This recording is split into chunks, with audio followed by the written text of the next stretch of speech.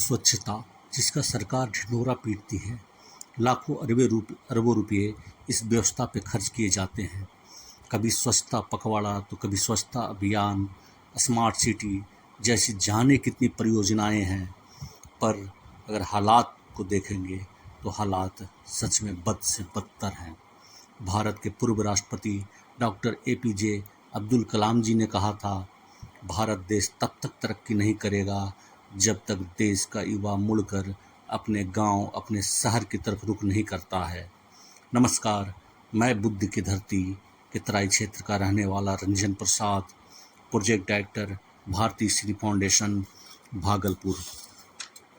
हमने 20 साल देश की सेवा में गुजारे हैं, जिसमें सुबह की शुरुआत ही अनुशासन से होती है। जी हाँ, अनुशासन स्वच्छ रहने का, स्वस्थ रहने का और सुबह से लेकर शाम तक हर काम में अनुशासन।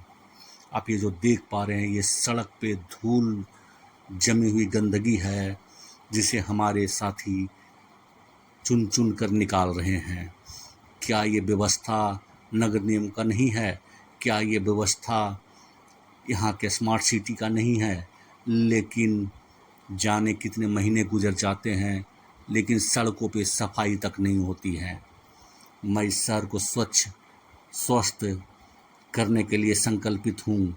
हमारी संस्था का लक्ष्य है कि अगले 6 महीने के अंदर इस शहर को धूल मुक्त और स्वस्थ बनाना है। मैं अनुशासन के साथ पर्यावरण का भी प्रेमी हूँ, जिसके लिए मैं आमजन हित में पार्क जैसी व्यवस्थाओं पर भी यकीन करता हूँ। हमारा लक्ष्य अगले 6 महीने में इस शहर को कूड़ा मुक्त, धूल मुक्त और स्वच्छ बनाना है, स्वस्थ बनाना है। इसके लिए ज़रूरत पड़ी तो हम नगर निगम, नगर प्रशासन पर दबाव भी बनाएंगे और साथ के साथ मदद भी लेंगे, चाहे वो गाड़ियों का मदद हो या सफाई कर्मचारियों का मदद हो। लेकिन हम इस विचार के लिए संकल्पित हैं कि इस शहर को अब स्वच्छ बनाना ही बनाना है। अब इस फैसले को आकृति देना है, यही एक फौजी का लक्ष्य है। आप लोगों का भी सहयोग चाहिए, क्योंकि स्वच्छता सिर्फ हमारा संकल्प नहीं है। स्वच्छता सिर्फ हमसे शुरू नहीं होती है, स्वच्छता आपसे शुरू होती है।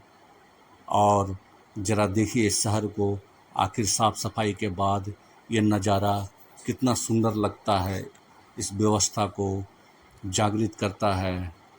धन्यवाद।